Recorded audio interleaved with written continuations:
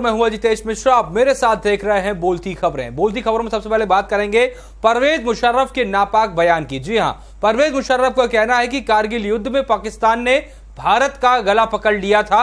उनका कहना है कि पाकिस्तान की तरफ से जो सेना थी वो भारत पर हावी थी, जबकि अगर हम देखें तो जिस तरीके से भारतीय सेना ने पाकिस्तान को धूल चटाई थी और पाकिस्तान इस युद्ध में हारा था और तमाम घुसपैठिए भागने को मजबूर हुए थे, उसके बाद पाकिस्तान की तरफ से जिस तरीके का बयान अब ये आया है तो वाकई में चौंकाने वाला है।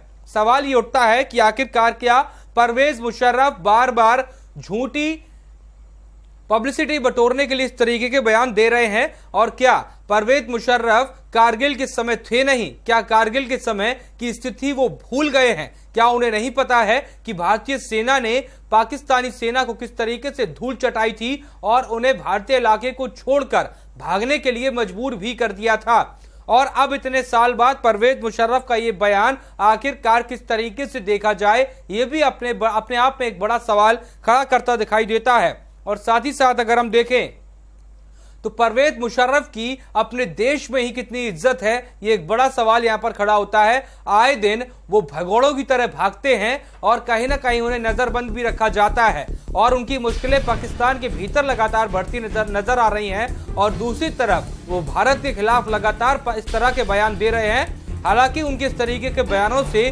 शायद उन्हें पाकिस्तान सहानुभूति मिल जाए और वो जिस तरीके से भगोड़े होकर घूम रहे हैं वो कहीं ना कहीं उसमें थोड़ी उन्हें रियायत मिल जाए, लेकिन भारत इस तरीके के बयानों से कतई इत्तेफाक नहीं रखता है, क्योंकि परिणाम सबके सामने था। कारगिल युद्ध में जिस तरीके से पाकिस्तान की तरफ से घुसपैठिए आए, भारतीय क्षेत्रों पर कब्जा किया गया, और जब भारतीय सेना ने कार्यवाही करते हुए तमाम घुसपैठियों को अपने क्षेत्र से खदेड़कर बाहर निकाल दिया, तो पाकिस्तानी सेना कहां से भारतीय सेना पर हावी होती दिखाई देती है। हाँ, इतना जरूर है कि पाकिस्तानी सेना द्वारा ज्यादा भारतीय क्षेत्र पर कब्जा किया गया था, लेकिन भारतीय सेना की बहादुरी की वजह से उन्हें वहां से खदेड़कर बाहर निकाल दिया गया था।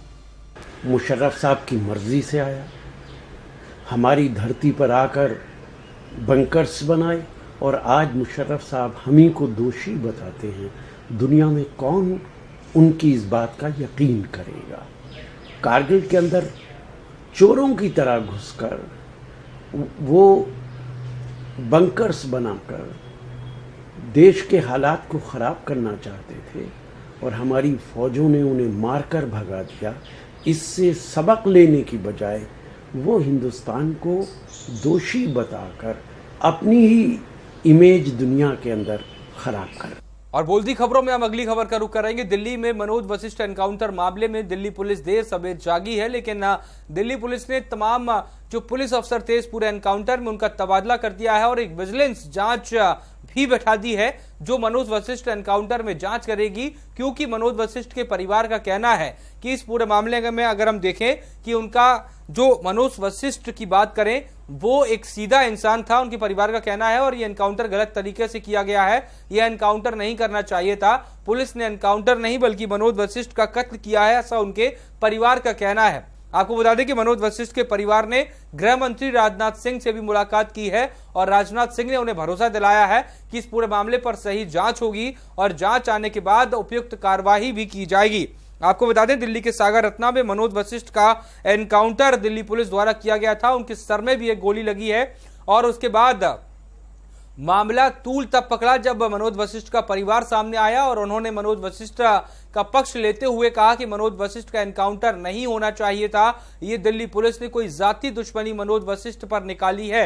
इसके बाद दिल्ली पुलिस की अगर हम बात करें तो उनके कमिश्नर बीएस बस्सी ने अब इस पूरे मामले पर तमाम पुलिस वालों के जो इस पूरे मामले में मौजूद थे उनका तबादला तो किया ही है, साथ ही एक विजिलेंस जांच भी बिठाई है जो इस पूरे मामले की जांच पड़ताल करेगी। और गृह मंत्री राजनाथ सिंह ने मनोज वशिष्ठ के परिवार को भी सांत्वना देते हुए कहा है कि सरकार उनके साथ है और इस पूरे मामले की सही से जांच होगी और जांच में जो भी दोषी पाया जाएगा उसे सजा भी मिलेगी।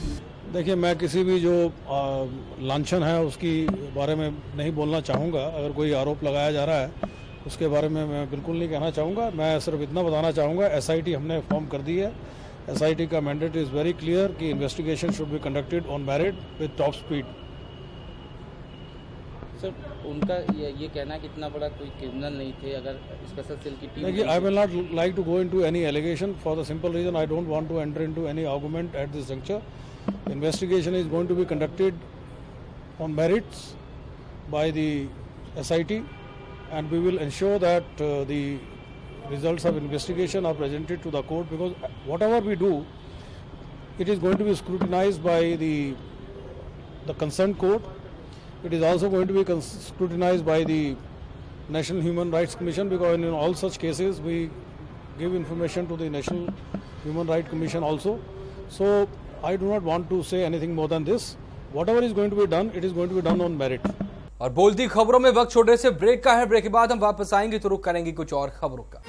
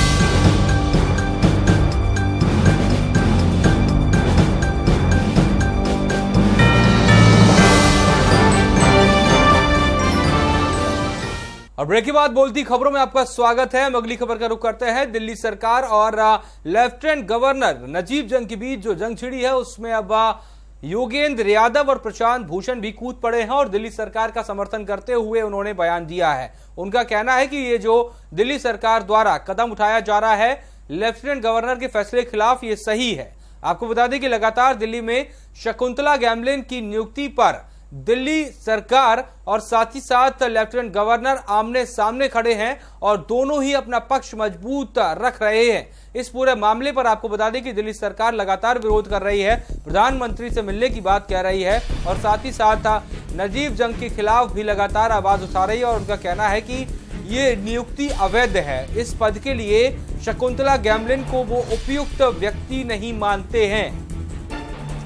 दिल्ली सरकार कई अगर हम बात करें तो इस पूरे मामले पर लगातार एक घेराव सा नजर आ रहा है और लगातार दिल्ली पुलिस की तरफ से अगर हम देखें तो इस पूरे मामले पर शांति बरती जा रही है। इस पूरे मामले पर देखें तो कहीं ना कहीं कोई विरोध प्रदर्शन ना हो, इसको लेकर भी कोशिश है। लेकिन दिल्ली सरकार की अगर हम बात करें तो उनके और लेफ्टिनेंट गवर्नर के बीच लगातार खींचातान की स्थिति नजर आ रही है। दिल्ली सरकार का आरोप है कि लेफ्टिनेंट गवर्नर का ये फैसला केंद्र की तरफ से दिया गया है, केंद्र से मिली भगत का ये उन्होंने यहाँ पर आरोप लगाया है। और वहीं लेफ्टिनेंट गवर्नर का कहना है कि ये नियुक्ति उनके अधिकार क्षेत्र में आती है, इसलिए उन्होंने ये नियुक्ति की है और शकुंतला गैमलिन पर किसी तरीके का आरोप लगाना यहाँ पर गलत साबित हो सकता है।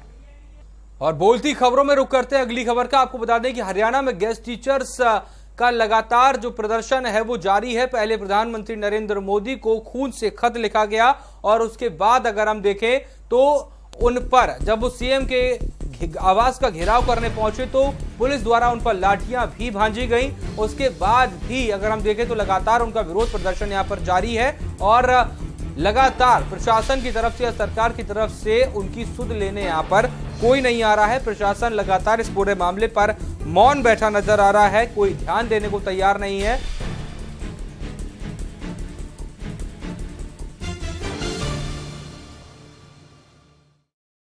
हरियाणा सरकार को हम ये चेतावनी देते हैं कि हरियाणा सरकार गेस्ट टीचर्स को अकेला मत समझे।